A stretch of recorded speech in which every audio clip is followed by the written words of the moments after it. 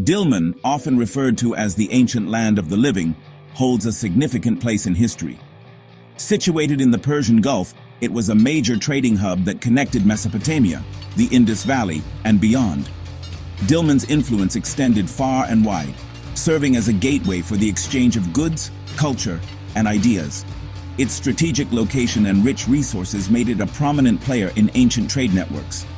The civilization of Dilmun thrived for centuries, leaving behind a legacy that continues to intrigue historians and archaeologists today. The Dilmun burial mounds, located in Bahrain, are a testament to the civilization's unique burial practices and beliefs. These mounds, which number in the thousands, offer valuable insights into the social and cultural aspects of Dilmun society.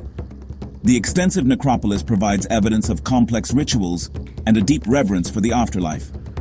Exploring these burial sites helps us understand the intricate relationship between life, death, and spirituality in ancient Dilmun.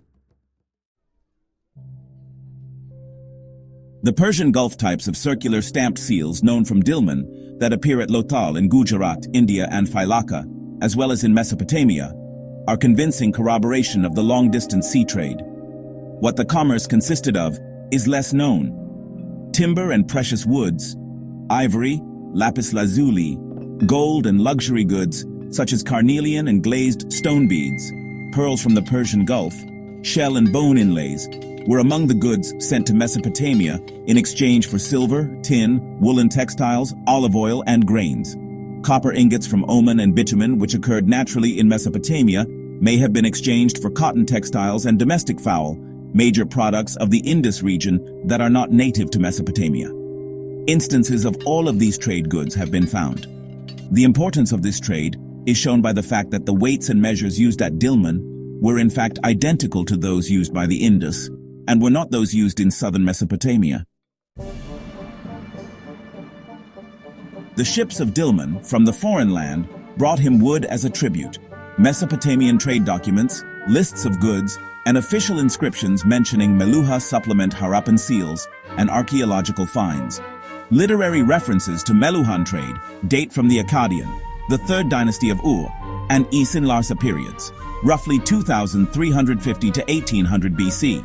But the trade probably started in the early dynastic period, around 2600 BC. Some Meluhan vessels may have sailed directly to Mesopotamian ports, but by the Isin Larsa period, Dilmun monopolized the trade. The Bahrain National Museum assesses that its golden age lasted approximately 2200 to 1600 BC. Discoveries of ruins under the Persian Gulf may be of Dilmun. In the Mesopotamian epic poem Epic of Gilgamesh, Gilgamesh had to pass through Mount Mashu to reach Dilmun. Mount Mashu is usually identified with the whole of the parallel Lebanon and anti-Lebanon ranges, with the narrow gap between these mountains constituting the tunnel. Dilmun, sometimes described as the place where the sun rises and the land of the living, is the scene of some versions of the Eridu Genesis, and the place where the deified Sumerian hero of the flood, Utnapishtim, also known as Ziusudra, was taken by the gods to live forever. Thorkild Jacobson's translation of the Eridu Genesis calls it Mount Dilmun, which he locates as a faraway half-mythical place. Dilmun is also described in the epic story of Enki and Ninhursag as the site at which the creation occurred. The promise of Enki to Ninhursag, the Earth Mother for Dilmun, the land of my lady's heart, I will create long waterways, rivers, and canals, whereby water will flow to quench the thirst of all beings and bring abundance to all that lives.